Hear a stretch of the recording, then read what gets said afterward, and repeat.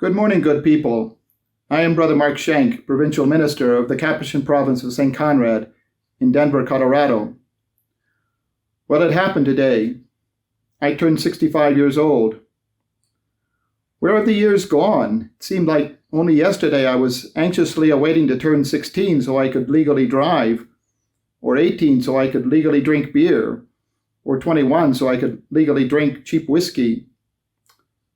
Now I can legally collect Social Security. Well, la-dee-da. Those of you around my age will remember the song My Generation, sung by The Who. I'd sing along with them. I hope I die before I get old.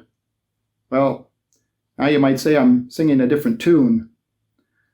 That attitude, however, is unfortunately common in our Western society, where the elderly are often viewed as a burden instead of a blessing. Pope Francis has often lamented the fact that so many elderly people are abused and abandoned. Ever more frequently, the elderly people themselves begin to think of themselves as a burden on their families and on society, which gives rise to this terrible industry of euthanasia. In our Christian perspective, every person has worth, has dignity as a child of God. It's said that Pope St. John Paul II refused to resign even amidst his debilitating sickness, not because he wanted to hold on to power, but because he wanted to make the point that everyone has something to give, even if that something is the example of patient suffering.